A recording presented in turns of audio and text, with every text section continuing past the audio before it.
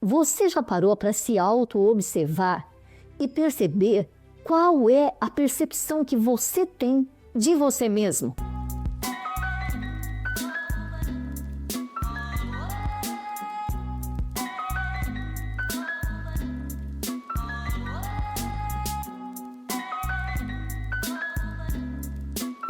Por exemplo, você se vê como uma pessoa otimista, que vê o lado bom das coisas, que já acorda agradecendo, que confia em Deus ou em um ser maior que está cuidando de tudo? Ou você se vê como uma pessoa pessimista, que reclama de tudo, que já levanta pensando que o dia vai dar tudo errado, se critica o tempo todo? Ai, como eu sou burro, só podia ser eu mesmo para fazer isso. Murmura o tempo todo. Como eu falei no vídeo anterior, a maneira como você se vê influencia todos os aspectos da tua vida e influencia as tuas ações. Por isso que é muito importante que você aprenda a se conhecer e a reconhecer o teu valor diante de Deus e das pessoas. E é por isso que eu preparei essa pequena série de vídeos falando sobre identidade. E eu estou fazendo um paralelo da experiência da tentação de Jesus no deserto com a nossa vida hoje. Então, se você ainda não assistiu os vídeos anteriores, vai, assiste, para que você não perca nenhuma bênção. Então, vamos continuar a história. Dessa vez, Satanás ataca de novo a identidade de Jesus, mas ele usa uma tática um pouquinho diferente. Ele leva Jesus a um monte bem alto e mostra ali todos os reinos, o seu esplendor, e ele tenta provocar em Jesus a cobiça e a ambição.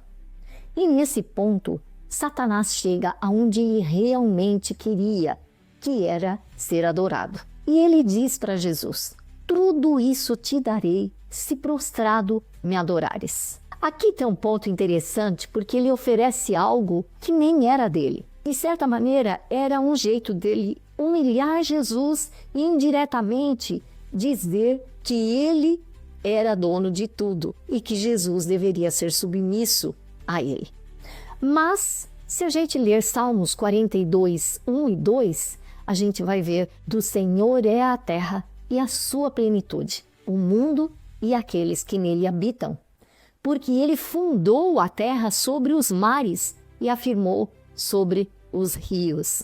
Então, claramente, Jesus conhecia a palavra e sabia que esses reinos não eram de Satanás para Satanás estar oferecendo. Então, Jesus responde a Satanás de uma forma muito clara e objetiva. Ele cita Deuteronômio 6,13, que diz assim: retira-se, Satanás, pois está escrito: adore o Senhor, o seu Deus, e só a ele preste culto. Percebe que Jesus não entretém argumento, conversa, tentando provar nada para Satanás, dizendo que quem era dono era ele e não Satanás. Percebe que ele não travou conversa? Ele simplesmente manda Satanás embora, citando o mandamento que é: adore o Senhor, o seu Deus, e só a ele preste culto. É como se ele estivesse dizendo: vamos pôr os pingos nos is, se alguém tem que ser adorado, esse é o meu Pai. E eu sei quem eu sou. Eu sou filho. A Bíblia diz que o diabo o deixa até surgir uma nova oportunidade. E os anjos vêm e servem a Jesus. Mas será que Satanás pode usar com a gente a mesma tática que usou com Jesus? Ele usa a mesma técnica. Sendo que os reinos desse mundo e o seu esplendor vêm com roupagens de ter e de nunca estar satisfeito com aquilo que tem. E ele nos distrai para que a gente viva para ter, para que a gente corra atrás do ter e não do ser. E nessa corrida do ter, a gente acaba se esquecendo quem somos, de onde viemos e para onde nós estamos indo.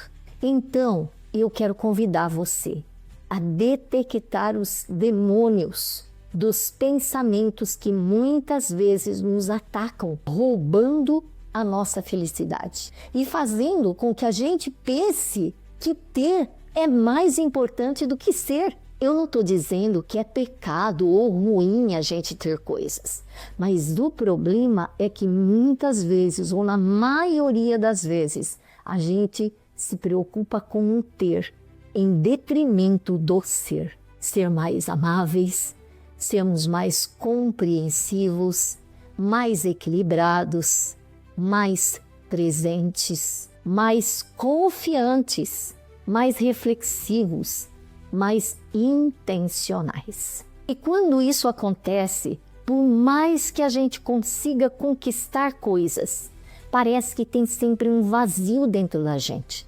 Parece que está sempre faltando alguma coisa. E muitas vezes a gente acaba perdendo o valor próprio, acreditando que o nosso valor como pessoa está atrelado ao que nós temos e não ao que nós somos. E acaba a gente se valorizando mais ou menos de acordo com o que temos. Então, observa o pensamento que você está tendo sobre você e comece a aplicar a verdade que Jesus usou. Por exemplo, quando vier o pensamento ou o sentimento de falta de valor próprio, de indiferença, do medo, do sentimento de abandono, da insegurança, vamos falar como Jesus falou. Não fique argumentando, nem acredite nesse pensamento. Não dá valor a esse pensamento.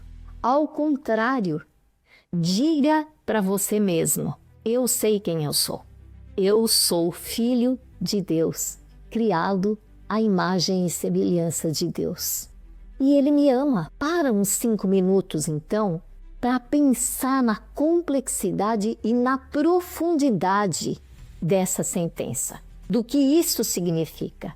Que você é um filho de Deus. E o meu desejo é que o Deus do universo te envolva com a certeza de que você é filho, de que você é filha de Deus e que Ele te ama. E que a partir de hoje você não se olhe com um olhar de derrota, de tristeza, de menosprezo, de abandono, mas você se olhe com um olhar de vitória, de alguém que já venceu, porque você é herdeiro daquele que venceu. Então você já venceu. Que você se olhe como um vencedor. E se você gosta desse tipo de assunto, dá um like, compartilha, se inscreve. Dessa forma, esse conteúdo vai chegar para mais e mais pessoas. E não se esqueça que você precisa se apoderar da tua verdadeira identidade. Filho, filha do Deus do universo. Deus te abençoe grandemente